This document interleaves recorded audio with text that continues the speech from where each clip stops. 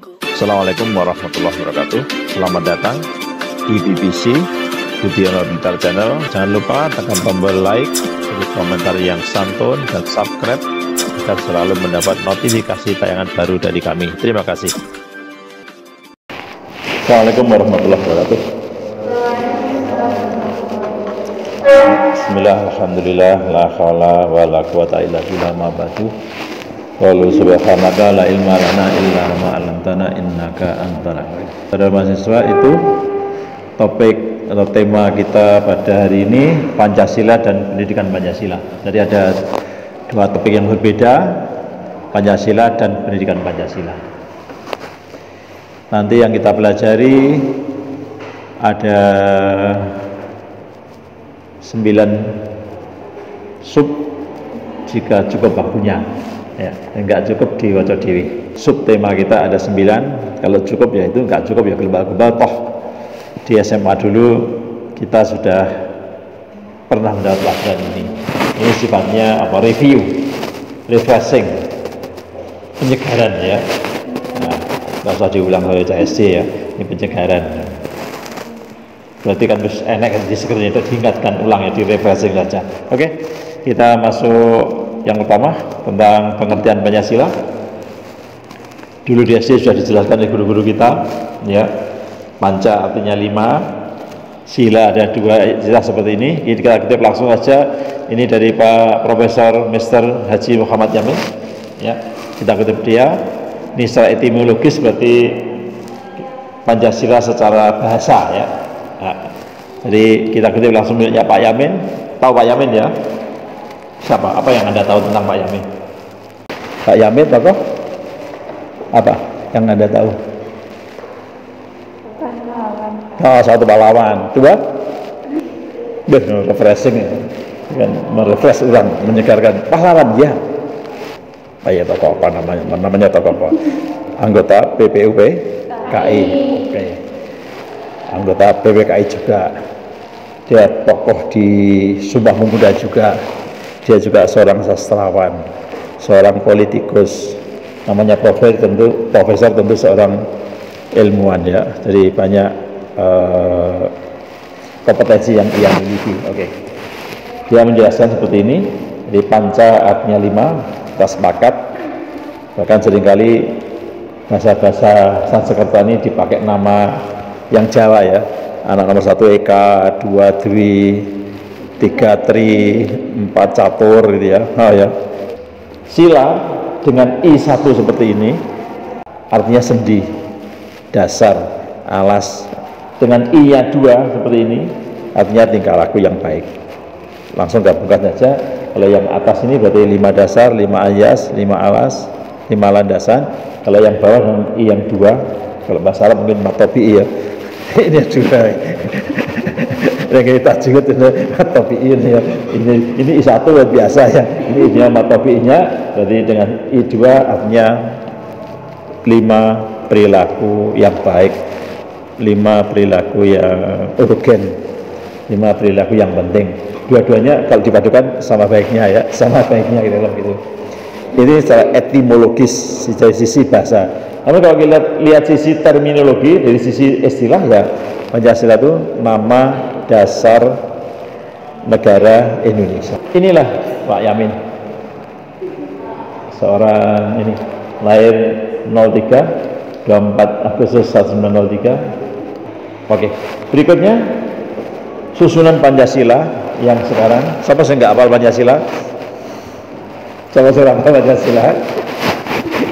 Ya, susunan Pancasila yang ada sekarang ini secara yuridis ditetapkan oleh ini ya, tata urutan, cara membacanya, cara pengucapannya harus sesuai dengan Inpres nomor 12 tahun 68, Instruksi Presiden nomor 12 tahun 68. Zaman Pak Saur presidennya 68 Pak Saur? Pak Harto. Jadi yang membuat Inpres ini Pak Harto. Inilah seperti ini. Ini juga sama juga yang ada di pembukaan Undang-Undang Dasar alinea 4. Cuma di sana memang tidak ada nama Pancasila ya, yang ada di sini. Jadi Pancasila yang sekarang secara resmi itu setelah disahkan oleh PPKI 18 Agustus 45 di, pada 13 April 68 ditetapkan lagi, dimantapkan lagi dengan instruksi presiden bahwa urutannya harus seperti ini. Apa ada rumusan yang lain? Mengapa harus ditetapkan seperti ini? Apa ada rumusan Pancasila yang lain? Dia jawab nih. Adakah rumusan yang lain selain ini? Ada. Misalnya, misalnya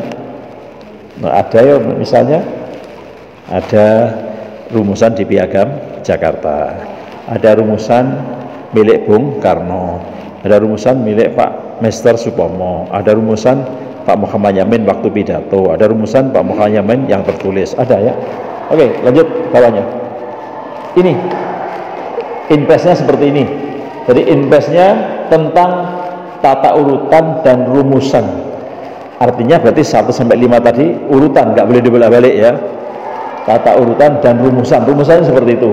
Terus di sini ada konsideran menimbang, ini yang penting digarisbawahi, bahwa sampai sekarang maksudnya 13 April 68 belum terdapat keseragaman mengenai tata urutan dan rumusan. Karena masih ada 5 tadi ya, 5, makanya ditetapkan inilah urutan yang dipakai sampai sekarang, dan sampai sekarang inpes ini berlaku. Oke, next. Ini sama, ini berarti dikutip dari pembukaan Undang-Undang Dasar alinea ke-4 ya, persis ya. Cuma ini ejaan lama, Anda bisa lihat yang tertulis seperti ini ya. Kerakyatan, kerakyatan ya. Ini kebijak. Kalau saya ini ganti Z, ini ganti J, DJ dulu gini tulisannya ya. Permusyawaratan, oke. Ya, ini persoalan ejaan aja. Oke, berikut. Ya, ditetapkan 13 April 68 oleh Pak Harto. Saat itu zaman belum ada. Saya masih SD. Urung SD. Oke. Kalau kita lihat, kita kajian kita susunan. Jadi Pancasila setelah ditetapkan 1845 oleh PPKI ya. PPKI ini bentukan Jepang ya. Ini terbentuk sebelum merdeka kan. Di sidang PPKI ini kan 3 hari, tanggal 29, tanggal 31, tanggal 1 Juni ya, 45. Ya, memang pada saat pidato Bung Karno 1 Juni, pidato yang terakhir Pak Karno ya, jadi the last number, nomor yang terakhir, pidato beliau mengusulkan nama dasar negara ini Pancasila. Makanya ada yang nyebut 1 Juni hari lahirnya Pancasila. Kalau secara ilmiah mestinya itu bukan lahirnya Pancasila, tapi lahirnya istilah Pancasila, lahirnya nama Pancasila. Karena Pancasila kan jauh sebelum itu sudah ada kan. Nanti kalau kita lihat nilai-nilainya kan sejak zaman kerajaan pun sudah ada. Cuma waktu itu belum ada nama Pancasila. Bahkan nama ini pun menurut Pak Karno ini usulan temannya. Ini teman saya ahli bahasa mengusulkan 5 itu adalah Pancasila. Jadi bukan ide Bung Karno tapi usulan dari temannya. Cuma sayang Pak Karno tidak menyebut temannya ini siapa. Ada juga ini rumusan di sini, jadi Piagam Jakarta. Nanti kita lihat ya. Ada juga di pembukaan ini. Oke. Ya. Sekarang ini pidatonya Pak Karno pada 1 Juni 45 di sidang BPUPKI, apa? BPUPKI singkatan Badan Persiapan. Oke ya. Rale Raison ya. Dr. Sumbi Tosakaya. Di sini tentu Pak Karno belum jadi presiden ya, karena merdeka ya. Inilah 5 poin yang diusulkan Pak Karno sebagai dasar negara. Karena Pak Rajiman Ketua BPKI pada saat pembukaan mengatakan sidang kali ini untuk merumuskan dasar jika atau apabila nanti Indonesia sudah merdeka. Artinya Pancasila waktu itu disusun memang sebagai dasar negara ya. Berarti itu fungsi yang paling pokok ya, sebagai dasar negara. Dengan susunan 1, 2, 3, 4, 5. Nomor 1 kalau sekarang setara dengan nomor berapa? Yang sekarang Pancasila yang sekarang ini nomor 3. Ini tetap setara dengan nomor 2, setara dengan nomor 4, 5, 1. Makanya kalau dikatakan Pak Karno yang menciptakan ya nggak pas juga ya. Tapi kalau embrio cikal bakalnya ya. Tapi ingat Pak Karno pidatonya hari yang ketiga. Pidato terakhir bisa jadi sudah mendapat inspirasi dari pidato yang satu kedua ya, logikanya gitu ya. Ini pidato Pak Yamin sebelum Pak Karno. Pak Yamin pidato yang pertama ya, 29 Mei 45. Beliau juga mengusulkan 5 dasar, cuma nanti Pak Yamin waktu pidato dan usulan tertulisnya berbeda ya. Kita lihat inilah pokok-pokok pikiran Pak Yamin yang disampaikan nanti kalau Indonesia merdeka. Ini ya terbalik-balik tapi nggak teman-teman ya. Ini 3, ini 2, ini 1 ya. Ini 4 pancet. Ini pancet 5 ya. Ya pesan podo. Oke, next. Ini yang tertulis Pak Yamin. Persis sama dengan sekarang, ya. Jadi kalau ya kan persis kan? Ini rumusan tertulis oleh Profesor Maister Muhammad sama persis dan ada sekarang. Ya semoga lah terserah penilai, tapi kadang politis itu membelokkan kebenaran kadang-kadang ya. Kalau kita lihat sejarah, justru gagasan Pak Yamin yang tertulis persis dengan yang ada hari ini. Ya, nek Bung Karno masih mola-malik pidatonya, nek Pak Yamin pidato mola-malik, tapi enggak begitu ya, enggak begitu ya. Ini sama dan sebangun, sama dan persis ya. Ada bedanya dengan sekarang enggak ya? Oke, next. Ini pidato hari kedua 31 Mei Mr. Supomo. Dia juga mengusulkan 5 dasar. Pokok pikirannya ya mirip-mirip dengan depan. Ini ada persatuan berarti sila ketiga, ada perhubungan antar agama mirip-mirip sila 1 ya. Enak unsur sila 1. Ini mirip-mirip sila 4. Sosialisasi ini ya sosialisasi yang kesertaan gitu ya. Terus ini ada lagi seperti ini. Oke. Jadi pikiran 3 beliau ini mirip-mirip. Itulah founding fathers kita, para pendiri negara ini. Dia memberikan dasar yang mirip-mirip ya. Bahkan Pak Yamin yang tertulis sama persis. Berikutnya kita juga ini hubungan tiap sila-sila Pancasila. Kita juga MPR pernah mengeluarkan TAP artinya ketetapan ya, ketetapan MPR nomornya 2, bukan 11, nomor 2 tahun 78. Ini tentang P4. P4 singkatan kelingan P4 pedoman, penghayatan dan pengamalan Pancasila. Jadi ketetapan MPR nomor 2, berarti MPR kan lembaga tertinggi kita ya. Dia mengeluarkan P4 pedoman, penghayatan dan pengamalan Pancasila, atau ada yang menyebut Eka Prasetya Pancakarsa. Eka artinya 1, prasetya berarti janji setia, janji nggak ingin mengingkari. Pancakarsa berarti 5 karsa tadi, 5 dasar yang disampaikan tadi. Dan di sini bahwa Pancasila ini merupakan satu kesatuan yang utuh, yang apabila kita ingin mengambil maknanya sila-sila itu tidak bisa pisah-pisahkan. Artinya sila 1 ya terkait dengan 2, dengan 3, dengan 4, dengan 5. Ketuhanan ya ketuhanan yang berkemanusiaan, ketuhanan yang berpersatuan, kira-kira begitu ya. Oke, next. Nah, ini tab MPR-nya seperti ini. Ini saya ambil kopnya saja ya, kopnya.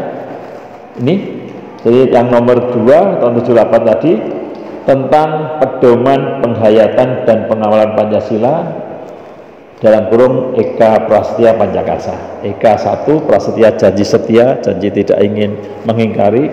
Panca 5 karsa ya tadi benda. Oke, next.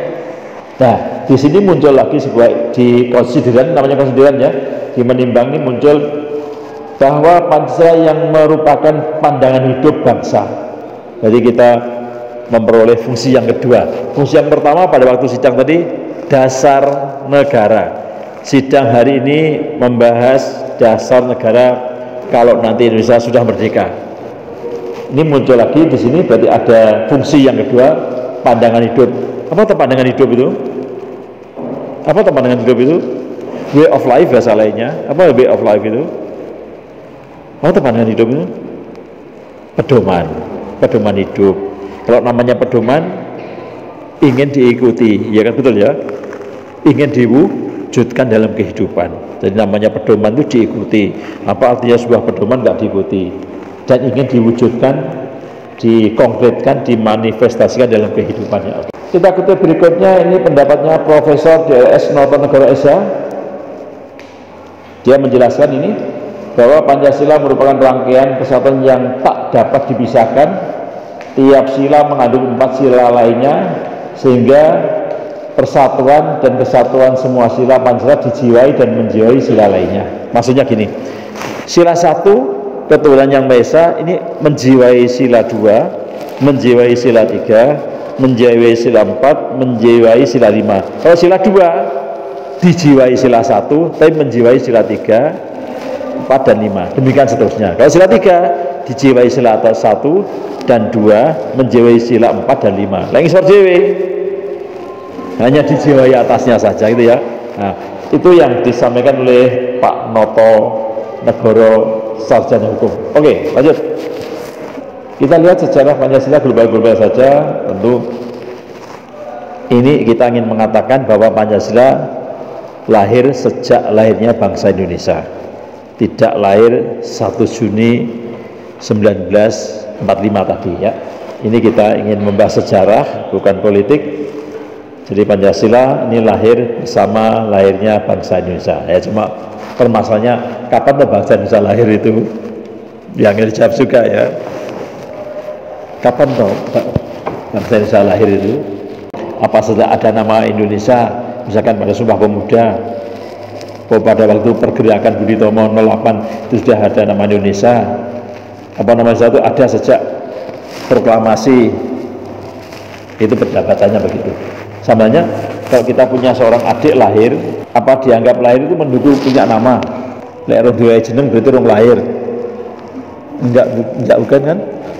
Biasanya orang Jawa beri nama kan tidak begitu langsung beri nama kan enggak. Nunggu 2-3 hari dikeselamati walidatul milad ya, hari nama. Kan enggak, masuk lahir langsung jenengnya kan enggak kan?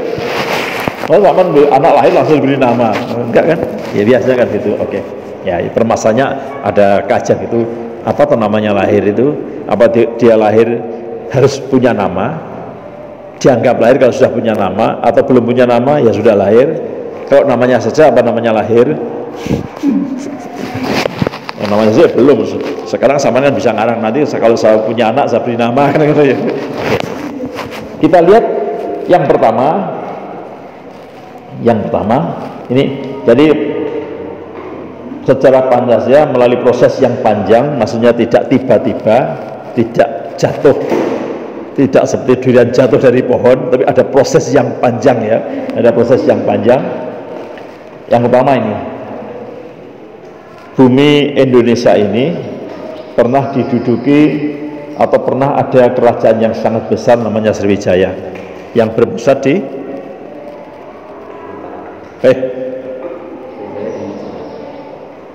Sriwijaya berpusat di Palembang, Sumatera. Berikutnya, ini wilayahnya sangat luas sekali.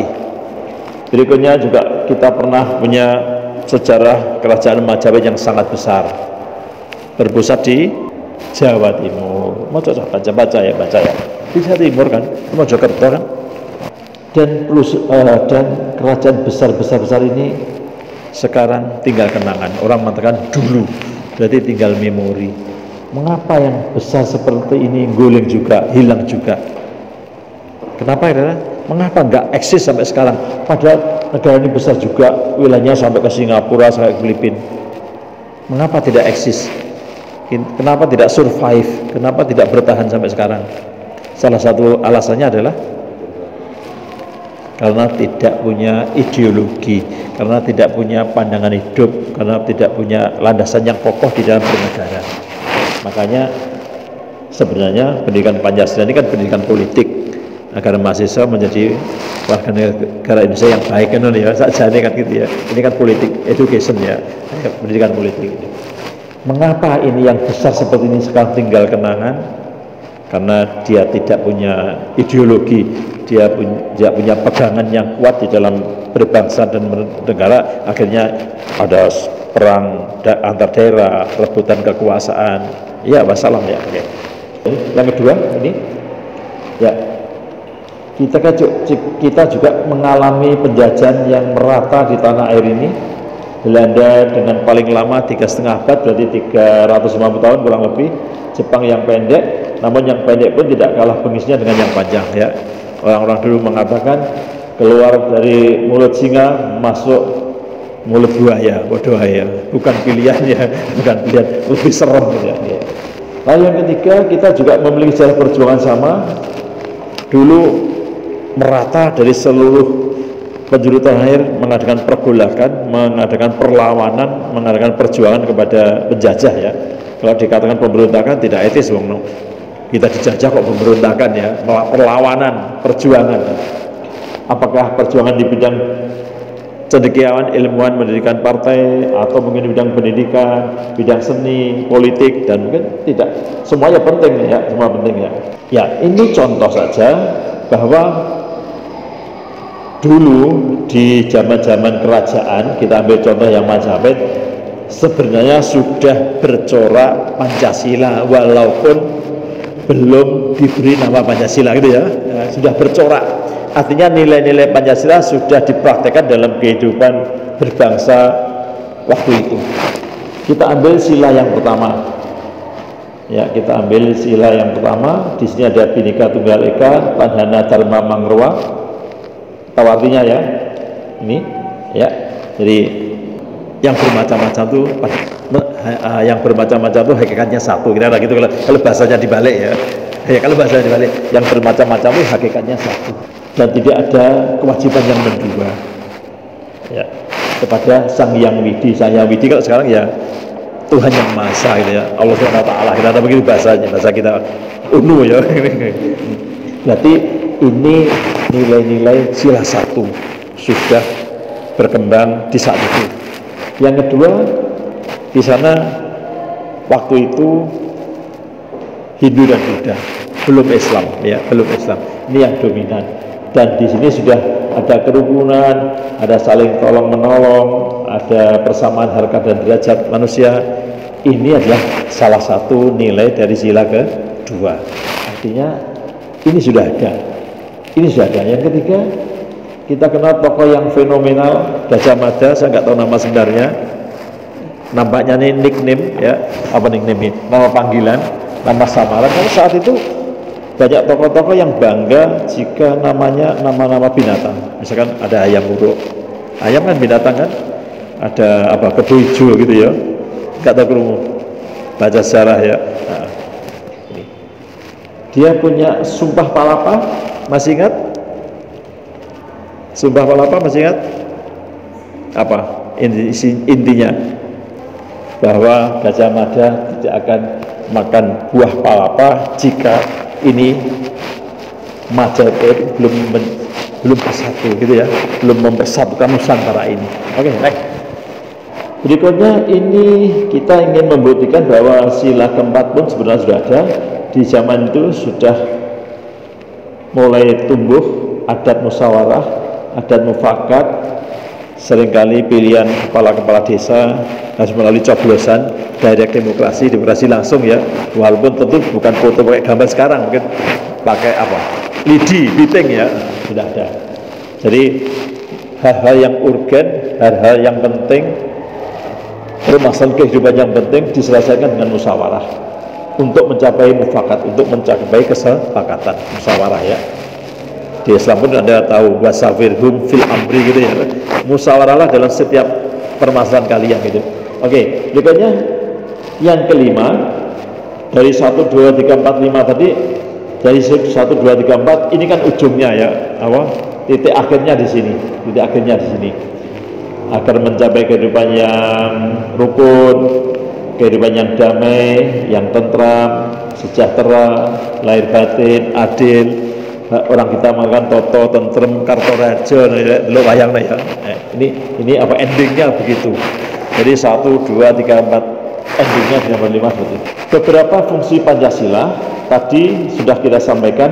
Yang utama ini fungsi sebagai dasar negara seperti yang dibahas pada sidang BPPKI ya, tadi sudah. Lalu di tab nomor 278 tadi kita temukan lagi sebagai ini pandangan hidup bangsa Indonesia. Tadi sudah saya sampaikan, kalau dasar negara dia dasar untuk bernegara, harus jelas-jelas. Kalau pandangan hidup, pandangan itu adalah pedoman, tuntunan, namanya tuntunan diikuti dan ingin diwujudkan. Ini penjelasan saja. Jadi pandangan hidup, ada yang menyebut pandangan dunia, ada yang menyebut way of life bagi bangsa Indonesia. Tadi sudah dijelaskan ini ya. Jadi pandangan hidup ini sesuatu yang dicita-citakan dalam kehidupan, yang merupakan kristalisasi apa? Penggumpalan ya, kristalisasi nilai yang ada karena diyakini benar ingin diwujudkan. Jiwa, ada sebuah teori mengatakan bangsa pun punya jiwa ya, seperti hanya manusia. Jiwa berarti roh berarti yang menyebabkan kita hidup ya. Anda tanpa jiwa, tanpa roh, mayat namanya ya, mayat ya. Iya, jiwa ditinggalkan roh, orang takut ya. Jadi melayu bahasa harus mati, orang wedi. Jiwa tanpa roh, mayat berarti. Kalau roh saja, kebayangan ya. Berarti memang duanya harus menjadi satu. Mana yang penting? Ya, apa yang penting? Karena roh saja, gimana? Jiwa saja. Ya, kita kan terdiri gitu ya. Dan kita yakin jiwa kita ini dari Allah akan kembali ke Allah, badan kita dari tanah akan kembali ke tanah ya. Kita yakin begitu ya. Anda nanti kembali ke tanah, saya juga. Maka nggak usah sombong ya, nggak usah sombong, jangan sombong lah. Kita sama-sama akan kembali ke tanah, menjadi makanan sedap cacing di tanah ini. Sing ilmu malah cacingnya seneng, jadi cilik nggak seneng cacingnya. Meski belum tahu apa sih. Jadi jiwa, kepribadian berarti ciri khas, karakteristik. Namanya karakteristik berarti membedakan satu dengan yang lain. Lek podo ya bukan karakteristik. Berarti Pancasila ini merupakan pembeda manusia Indonesia dengan manusia bukan Indonesia. Benar begitu ya? Benar begitu. Kalau kita boleh merenung, masihkah Pancasila itu? Kadang-kadang perilaku orang-orang sudah jauh dari Pancasila. Mestinya kalau namanya Pancasila, orang tuh kalau beragama Islam ya sholat, ya zakat, ya puasa, kalau mampu ya haji, kira-kira gitu ya.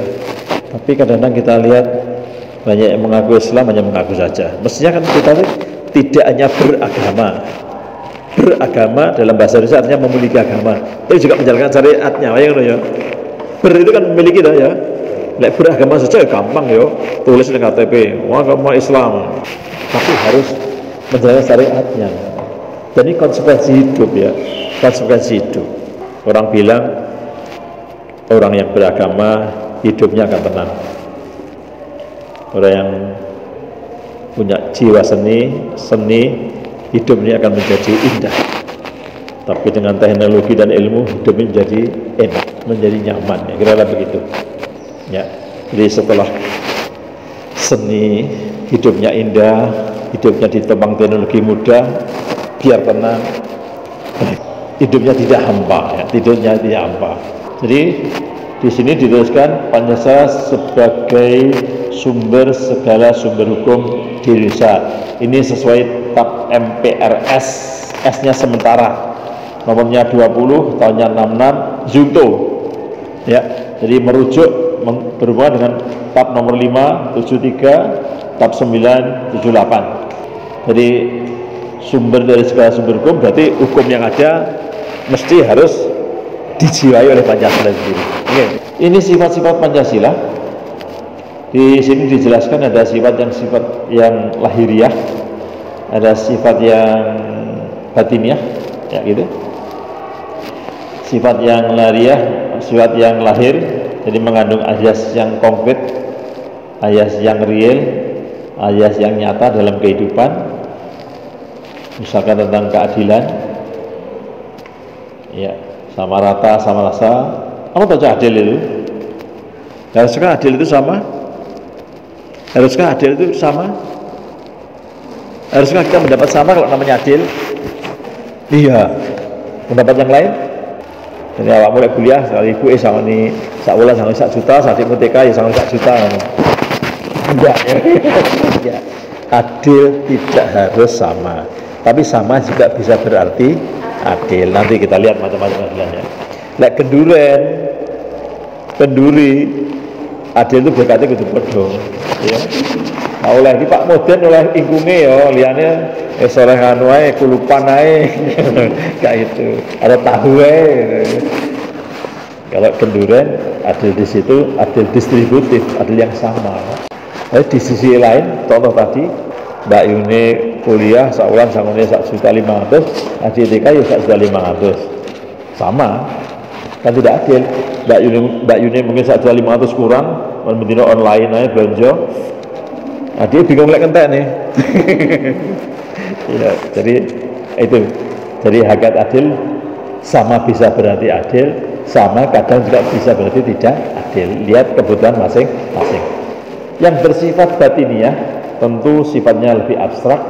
Contohnya ini kemanusiaan yang beradab berarti berakhlak, berarti berbudaya ya. Kita warga UNU sudah sepakat bahwa adab akhlak itu lebih tinggi dari ilmu. Kita sudah sepakat. Apa artinya Anda pintar tapi tidak berakhlak? Tapi juga dibalik, apa artinya berakhlak kalau mendul? Ngah benoh, apa ngah noh. Makanya idealnya yo berilmu dan juga berakhlak. Sial lagi tidak berilmu tidak berakhlak, ini sial lagi ya. Sial lagi seperti itu. Jadi itu yang konsep-konsep yang batiniah yang abstrak. Demikian juga ketuhanan yang Maha Esa. Namanya Tuhan ya jelas abstrak ya. Esa artinya berarti Esa tambah Esa 2. Aku takon Esa artinya Esanya 1, terus Esa tambah Esa berarti 2. 3 diulangi Esa sama 2. Apa itu? Esa artinya tunggal. Tunggal kalau 1 beda enggak? Beda kan? Tunggal ya tunggal. Orang-orang tunggal tambah tunggal 2. Sebenarnya guru SD ya. Esa tunggal utuh yang tidak terpecah-pecah. Dia adalah tunggal, tidak beranak, tidak diperanakkan, tidak ada menyamai, mukhalafatul khawadisi, berbeda dengan makhluknya gitu ya. Bahkan kita yang Islam ada sifat-sifat wajib, ada 20 sifat wajib Allah yang harus kita ketahui gitu ya. Kelingan ya, apal lek pujian Allah wujud kita apal enggak ya manusiawi. Tapi manusiawi tempatnya lupa berarti manusia. Hakikat Pancasila kita lihat, hakikat sila 1 Tuhan adalah diyakini prima causa atau causa prima, penyebab utama ya. Dengan logika yang sederhana Gus Bak pernah menjelaskan, kata Gus Bak, orang Arab Badui itu kalau menjelaskan Tuhan itu causa prima, penyebab pertama, dia bilang kalau ada kotoran unta pasti ada untanya.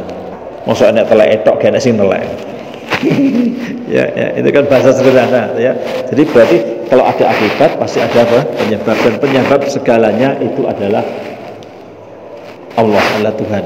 Dan penyebab tentu yang membuat tidak sama dengan yang dibuat ya, logika gitu ya, logika sederhana begitu.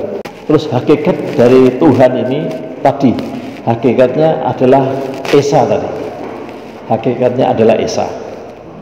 Esa tadi tunggal, tidak ada yang menyamai, tidak ada yang menandingi dan seterusnya. Oke. Berikutnya Tuhan ini kekal ya abadi, waduh ya, kekal ya abadi.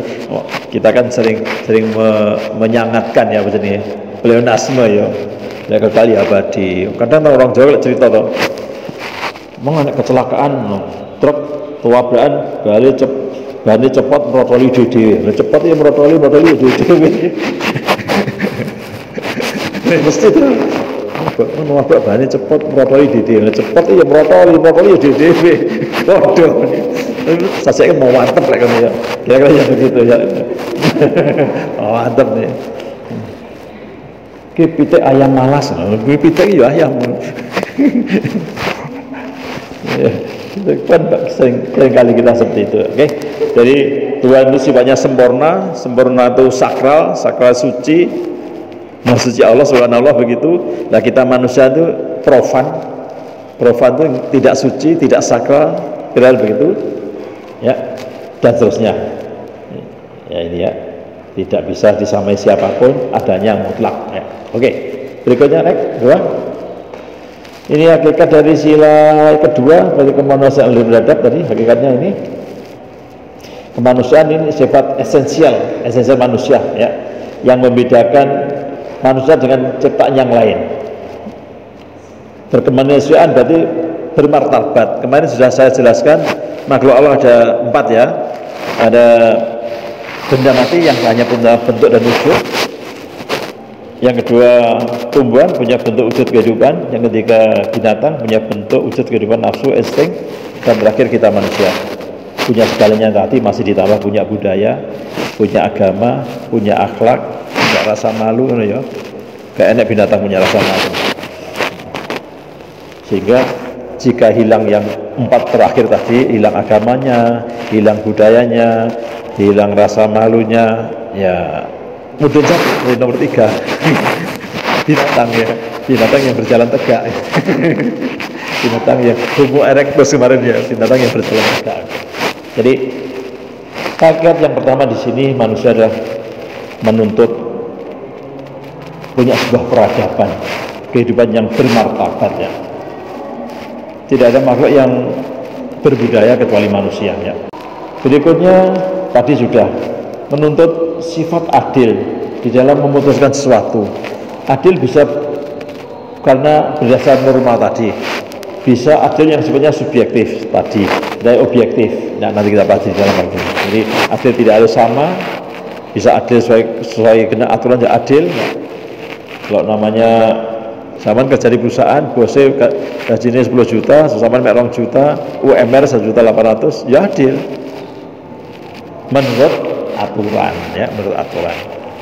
UMR kita 1,8 ya, 1.800.000 UMR di Blitar. UMR yang tertinggi Jawa Timur di Gresik, Surabaya 4.190.000 berapa gitu tertinggi. Dan di Blitar pun masih banyak perusahaan yang membayar karyawannya tidak sesuai UMR, upah minimum regional. Betul kan ya? Betul. Jadi saudara kita yang kerja di toko kadang-kadang ya hanya 1.200.000, bahkan kalau baru mungkin hanya 800. Sudah jalan non-stop pagi, sore, malam, seluruh bermalam di situ. Aslinya jaga toko, ya bengi kan ngewangi masa, ngetusi anaknya. Untung lah kan ngewangi bojone bisa. Yang gitu kan segala pekerjaan adalah ngelamannya penjaga toko, tapi setelah itu segala dari suai masak, ya kon ngewangi masak, nyapu kon ngewangi nyapu. Dan anak sekolah kalau nonton sekolah. Ya gak apa-apa lah, itulah hidup ya. Itulah hidup. Mela uang ya ngono bicah, makanya jangan mela uang. Dadi bos dhewe. Ya itulah. Berikut tadi sudah beradab berarti berbudaya. Berbudaya berarti punya kebudayaan, punya norma aturan ya. Ya. Banyak norma kesopanan, ada norma. Kalau norma kesopanan sumbernya dari mana aja? Apa sumber norma kesopanan itu? Kehidupan bermasyarakatnya. Kalau norma kesusilaan sumbernya dari hati nurani, susila ya, nurani ya sumbernya ya. Kalau norma sosial ya dari kehidupan masyarakat, moral ya. Kalau norma agama ya jelas dari agama. Kalau norma yang bersumber dari negara namanya undang-undang. Iya, tertib bisa. Oleh sekolah lembaga tertib ya. Oleh negara ya peraturan lah atau undang-undang. Oke, nah. Berikutnya nomor 3 dari sila persatuan, dari kata satu artinya utuh berarti tidak terpecah-pecah, tidak bisa dibagi-bagi. Nah, dari persatuan berarti dari macam-macam yang berbeda disatukan menjadi satu. Itulah Indonesia ya. Kalau kita lihat apapun hampir semua beragam ya, sukunya beragam, bahasanya beragam, mata pencariannya beragam, agamanya beragam, apa nih? Pendapatnya mana beragam ya ini. Iya. Nanti kadang-kadang kita lihat keberagaman yang ada ini. Dua juga persatuan wilayah politis ya. Ya, wilayah politis. Ya, seluruh wilayah Indonesia ya wilayah politis ya. Oke. Berikutnya hakikat sila keempat, kerakyatan yang dipimpin oleh hikmah dan seterusnya. Ya. Kata rakyat di sini dalam arti orang yang menemui negara, yang punya nasib yang sama, punya latar belakang historis yang sama, mereka merasa seperjuangan, itulah rakyat. Atau yang resmi menjadi anggota negara kita nyebut kemarin adalah warga negara, untuk khususnya Indonesia. Dan rakyat ini salah satu unsur pembentuk negara ya. Unsurnya negara ada 4, yaitu unsur pembentuk negara ada 4, yaitu 1 rakyat, 2 wilayah, 3 pemerintahan yang sah, 4 pengakuan ya. Jadi ada 4 unsur negara, 1 orang, 1 rakyat itu orangnya, 2 wilayah, 3 pemerintah yang sah, 4 pengakuan dari negara lain, kedaulatan. Oke. Terus di sila keempat hakikatnya kekuasaan tertinggi ada di tangan rakyat, silakan oleh wakil-wakil kita ya. Ya, kita yang berkuasa, kekuasaan di tangan rakyat, tapi yang menjalankan wakil-wakil kita. Berikutnya musyawarah, berarti untuk mencari solusi problem kehidupan ini, solusi problem bernegara, solusi problem bermasyarakat, berbangsa, diputuskan melalui musyawarah. Ada kalau pemilu ada coblosan ya. Ini salah satu bentuk musyawarah kan ya, voting, mengambil suara yang terbanyak. Terus terakhir perwakilan. Jadi sistem di Indonesia ini perwakilan. Kekuasaan kita diwakili oleh wakil-wakil kita yang kita pilih melalui pemilihan umum, dan 2 tahun lagi akan ada pemilu. Sekarang suasana politik sudah mulai hangat ya, padahal 2 tahun lagi ya, karena sudah baca-baca di koran, ada survei mengatakan ada 3 nama presiden ke depan yang sudah muncul, Pak Anies, Pak Ganjar, Pak Prabowo. Pak Anies paling atas, Pak Prabowo nomor 2, Pak Ganjar nomor 3, ada yang gitu. Banyak isu yang seliweran seperti ini ya, dan itu semua masih akan berubah ya, masih akan berubah karena masih 2 tahun. Tapi sudah warming up, sudah pemanasan ya, sudah pemanasan. Bahkan besok ini semua pasang gambar-gambar wakeh nih ya, mau pasang gambar-gambar dalam rangka meraih simpati, wis oleh ditinggalnya rakyat ini. Dia butuh kita 5 tahun sekali, setelah itu nggak butuh, sampai butuh kelingan lagi, baru lali neh nih ya. Itulah wakil-wakil kita, wakil-wakil kita. Jangan begitulah, yang kita ingat konstituen, ingat yang milih kita ya sepanjang masa lah ya, sepanjang masa. Oke, next. Ini hakikat sila yang kelima, dari keadilan. Tentu keadilan dalam segala bidang kehidupan, baik lahir batin, material, spiritual, tadi sudah kita pelajari, atau juga perlakuannya adil di segala bidang, politik, ekonomi, sosial, budaya, hankam, pertahanan, keamanan. Ini bukan hukum hankam ya. Jadi di bidang politik, ekonomi, sosial, budaya, pertahanan, keamanan. Next.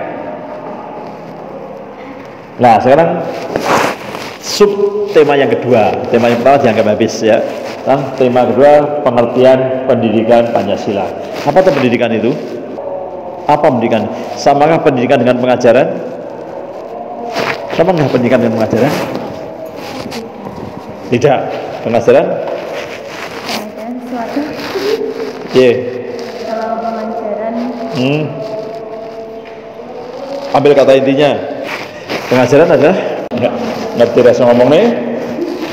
Pengajaran adalah transfer of knowledge, memindahkan ilmu. Ya, oke. Kalau pendidikan, apa yang ingin diraih dengan pendidikan? Apa yang ingin diraih dengan pendidikan? Kalau pengajaran, transfer of knowledge, memindahkan knowledge, memindahkan ilmu, memindahkan pengetahuan. Kalau pendidikan, apakah pendidikan hanya sekedar memindahkan ilmu? Tidak. Apa yang ditransfer oleh pendidikan? 3H. Pendidikan mencakup 3H. 1 head, transfer of knowledge head, mengolah otak dari tidak tahu menjadi tahu, head ya. Transfer ilmu, head.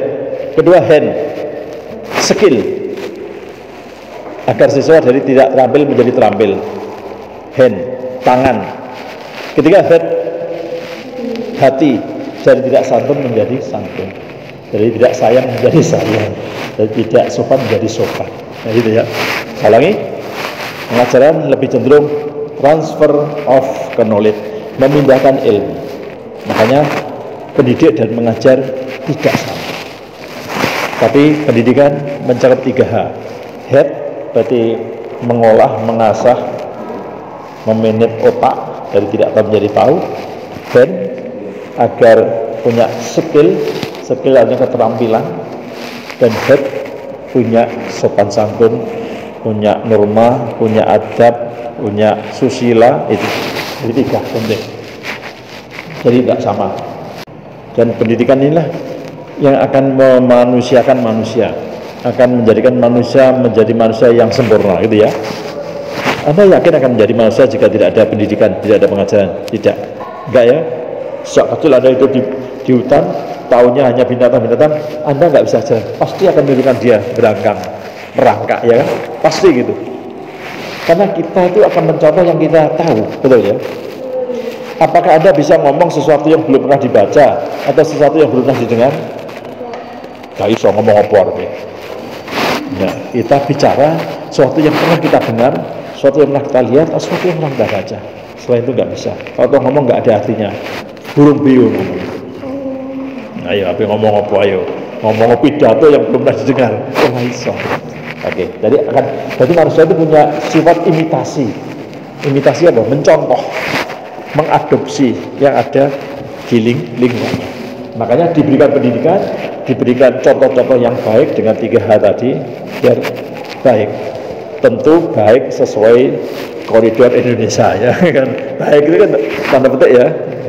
Ini, jadi oke, pendidikan yang membuat penting bagi hidup kita, memanusiakan manusia, Anda menjadi manusia yang sempurna. Ya, saya ini manusia, ya sudah. Ada orang menyebut bahwa manusia dan orang itu nggak sama ya. Ada yang mengatakan orang dan manusia itu nggak sama. Kira-kira dalam bahasa Jawa orang dan manusia itu lebih enak mana didengar? Manusia bahasa Jawa apa? Manusia ya. Lebih halus mana? Wonge tas teko. Manusane tas teko. Ini yang dalam hati enak mana? Iya. Oh ya bos. Anak gurune teko. Wonge teko. Manusane tas teko. Puasar ya. Makanya ada seorang filosof ketika siang-siang dia membawa apa? Membawa obor ya, Pak. Obor ya, ngerti obor ya. Nah, dia lari ditanya, "Kamu mencari siapa?" "Saya mencari orang." "Saya apa bukan orang?" "Bukan, kamu manusia." Berarti orang itu manusia yang sempurna, punya adab, punya budaya, punya pendidikan, kira gitu ya. Ya. Apapun pendapat orang, yang jelas kita yakin pendidikan ini adalah kebutuhan utama kita.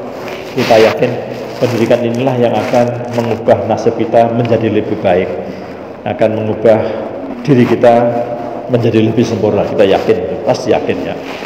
Ya, bakat seseorang ini tidak akan berkembang jika tidak diasah ya. Anda punya bakat, punya talenta, punya potensi yang masih ada, tidak dilatih, nggak akan berkembang. Nah, pelatihan ini di pendidikan yang namanya skill tadi, hand tadi ya. Jadi hand itu pelatihan ya. Pendidikan dan pelatihannya itu di hand tadi, skill tadi ya, butuh itu. Nah, berikutnya juga pendidikan menjadi tolak ukur kualitas seseorang. Makanya kalau wongnya gak sekolah terus waktu uraan wongnya menyadari ya penting gak sekolah ya wajar ya, gak tahu mangan pojokan sekolah ya ngatos pojokan sekolah. Ya tadi sudah, jadi pendidikan ini membentuk ini tadi pribadian tadi ya. Untuk watak ya, untuk watak. Oke, lanjut aja. Lanjut. Jadi pendidikan ini tentu tujuannya menanamkan nilai-nilai yang positif. Tentu kalau katanya Pancasila tadi ya Pancasila ya. Hanya dengan pendidikan inilah akan ditanamkan nilai-nilai itu. Ya. Landasan pendidikan Pancasila ada 1, 2, 3, 4. Ada landasan yang bersifat historis itu sejarah ya, sejarah. Ada yang bersifat kultural itu budaya, culture. Ada yang bersifat yuridis itu hukum ya. Ada yang bersifat filosofis ya, filsafat. Oke, next. Ini kita lihat yang bersifat sejarah. Jadi kita menemukan istilah ini di buku Negara Kertagama karangan Nyampu Tantulang. Tentu Pancasila yang ada di sini bukan atau tidak sama dengan Pancasila yang ada sekarang ya. Di sini ada tulisan seperti ini, wacana dewe. Ini I-nya double, artinya adalah raja menjalankan dengan setia kelima pantangan itu. Begitu pula upacara-upacara adat dan penobatan-penobatan. Di Pancasila. Oke, next. Pancasila pada saat itu di buku Negara Kertagama karangannya Prapanca tadi 5M ini. Yang Jawa ngarani mau 5 ya. Mau 5M. Siapa sih nggak ngerti ini? Mateni artinya membunuh. Dilarang membunuh. M yang kedua maling, dilarang mencuri. Yang mencuri ya merampok, ya nyopet, ya korupsi, apa ya begal istilahnya ya. Berapa itu? Dilarang madon. Madon berarti berzina maksudnya gitu ya. Berzina, wala taqrabuz zina. Innahu fahishatus sabila ya. Yang Al-Qur'an ya. Berikutnya tidak boleh mabuk. Mabuk tahu? Ya apa? Ya minuman keras, ya narkotika dan sejenisnya, psikotropika, heroin, ganja, ya. Main bukan game loh ya. Game. Ya, main artinya berjudi. Pancasila menurut agama Buddha merupakan sikap hidup, sedangkan menurut Soekarno 5 prinsip yang filosofis. Oke.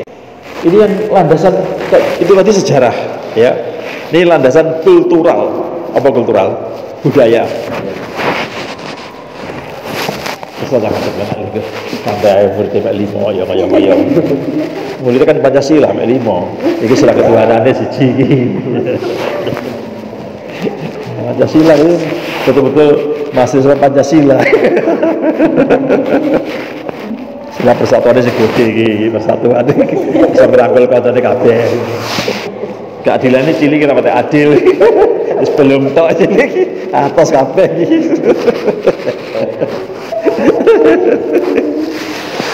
Persatuan yang gede sampai rangkul kancane kabeh. Yes. Betul-betul mahasiswa Pancasila. Gak tak usul ini Pak Rektor, Pak ini mahasiswa Pancasila sungguh. Kadang ilmu itu bisa diserap karena pas santai-santai ya. Ngantul kok guyon yo. Ini culture. Jadi landasan kultural. Artinya di sini Pancasila ini tumbuh dari adat istiadat, dari kebudayaan ya yang ada di Indonesia ini. Tadi sudah kita lihat unsur-unsurnya ada sejak di zaman kerajaan Majapahit dan sebagainya ya. Jadi memang ini asli produk dalam negeri ya. Ya asli produk dalam negeri Indonesia, bukan import ya, bukan import ini. Kira-kira begitu. Dan nilai-nilai yang ada ini merupakan kristalisasi. Apa kristalisasi apa? Butiran-butiran ya. Ya, butiran-butiran yang diambil dari butiran-butiran yang bagus dari sila-sila tadi.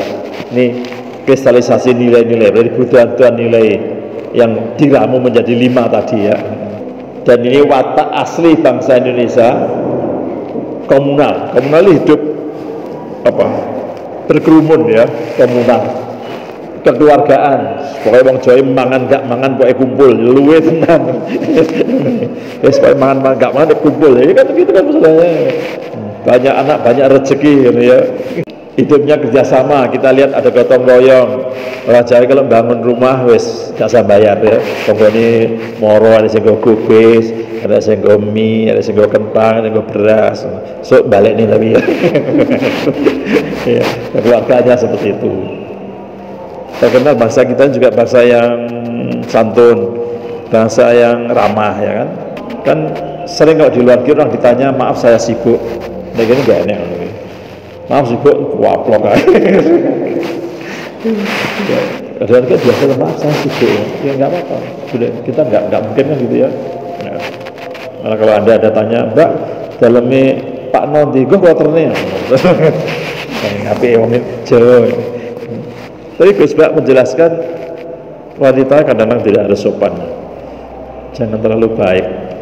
Kadang wanita yang tidak sopan kadang-kadang baik ya. Kadang-kadang laki-laki yang otaknya rendah sedang sopan itu malah pikirannya jelek. Ya misalnya malam-malam udah tanya, Mbak dalamnya Pak Nondi ya. Mas lo yang belok Google Map, kalau desa juga itu Google Map. Gue sebut ngalor mas, ngalor orang nggak sak kilo tak kono nih. Ojo, gue mas tak terne, coba gue tak terne. Terlalu sopan sih.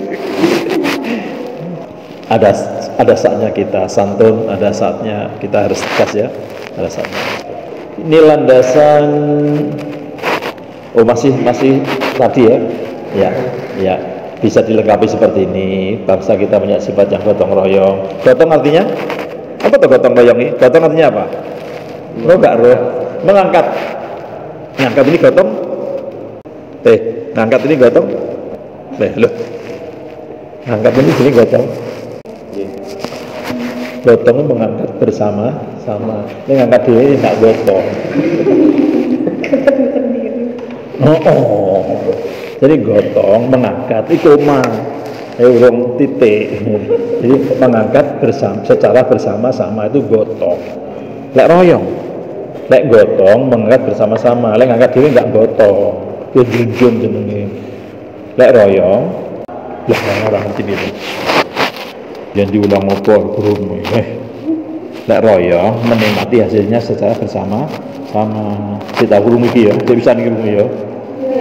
Ya, jadi gotong mengerjakan bersama-sama, royong dinikmati bersama-sama, bangun jalan. Bangun bareng-bareng, wis dinikmati bareng-bareng, aja diliwati dhewe iki aku lho ya, aku tok sing liwat. Jadi bekerja sama, menyelesaikan sesuatu bersama-sama, mencari solusi bersama-sama, nanti hasilnya dinikmati bersama-sama. Itu gotong royong ya. Keluarganya wis seru, ketuhanan, kelayatan, masalah keadilan, tama-tama, terus ya Bhinneka memang kita sangat berulang, sangat plural, sangat beragam, sangat berbhinneka ya. Oke. Ya, sekarang landasan yuridis, berarti landasan hukum, landasan formal, landasan konstitusional. Ini loh landasan pendidikan Pancasila di kita itu. Tentu landasan pertama ada di alinea 4 yang ada Pancasila tadi, walaupun tidak disebut Pancasila ya.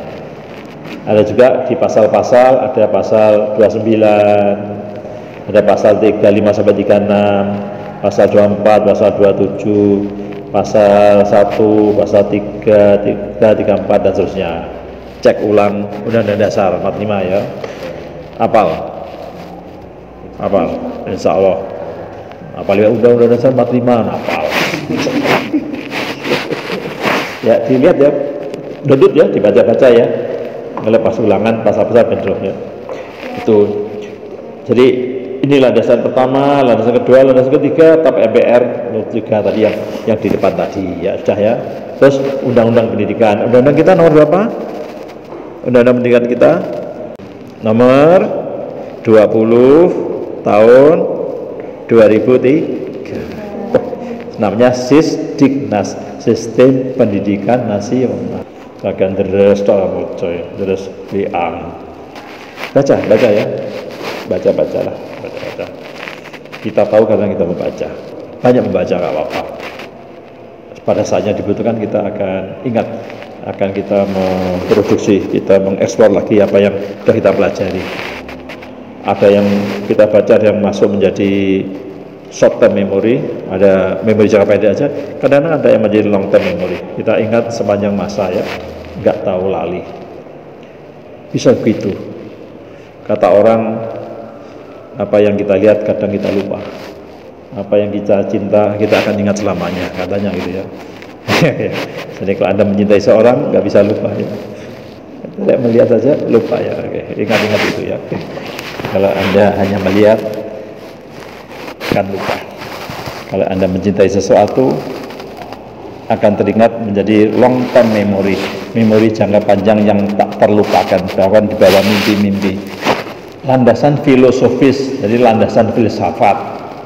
Tadi sudah dijelaskan di depan, fungsi utamanya Pancasila memang awalnya sebagai dasar negara, namun juga sebagai pedoman hidup seperti yang kita lihat di tab nomor 278 tadi, Eka Prastia Pancakarsa tadi. Dan semuanya ini digali dari kristalisasi nilai-nilai yang ada di bangsa kita sendiri, bukan import tadi ya. Merupakan butiran nilai-nilai yang mulia, nilai-nilai yang berharga yang ada di masyarakat kita. Makanya pendidikan Pancasila ini masuk ke semua jenjang pendidikan ya. Masuk ke semua jenjang pendidikan, tentu materinya berbeda-beda ya. Mulai dari TK pun ada, SD ada, SMP ada, SMA ada, perguruan tinggi ada. Cuma seperti yang saya sampaikan di awal, semakin tinggi jenjang pendidikannya, kajiannya semakin ilmu. Semakin pendek, banyak kajiannya semakin moral ya. Jadi kelasnya rendah, banyak titipan moral-moral yang disampaikan. Kalau semakin ke atas, lebih pada kajian ilmu. Oke, tujuan pendidikan Pancasila, anak bisa baca itu. Nah, ini tujuan nasional ada di alinea 4, melindungi segenap bangsa Indonesia, melindungi segenap tumpah darah Indonesia, memajukan kesejahteraan umum, mencerdaskan kehidupan bangsa, ikut melaksanakan tujuan dunia, dan seterusnya. Ya, ini tadi, ini loh undang-undang pendidikan tadi nomor 20 tahun 2003. Berarti undang-undang ini sudah 18 tahun yang lalu. Nampaknya beberapa waktu lalu ada draft undang-undang yang baru. Ya. Sebelumnya ini ada nomor tahunnya 89, lama ya 89, diubah ini berarti butuh waktu 14 tahun, 24 tahun, 89, ya 14 tahun. Nah sekarang ini malah udah lebih, jadi sekarang udah 18 tahun. Tapi kemarin saya lihat di sebuah grup milik saya itu ada draft sistem yang baru, draft undang-undang pendidikan yang baru. Ya, oke. Ini berarti kembali tadi saya katakan ini adalah pendidikan politik. Intinya ingin menjadikan Anda menjadi warga negara Indonesia yang baik. Kata intinya di situ. Terima kasih. Selesai. Itu mana? Selesai. Mudah-mudahan kajian kita bermanfaat. Ilmu kita barokah. Ya, menjadikan kita warga negara yang baik, manusia yang berguna, bermanfaat, dunia akhirat. Sekian. Assalamualaikum warahmatullahi wabarakatuh. Teman-teman, terima kasih telah menonton video ini. Semoga bermanfaat bagi kita semuanya. Amin amin ya rabbal alamin. Ini kita akhiri. Wassalamualaikum warahmatullahi wabarakatuh.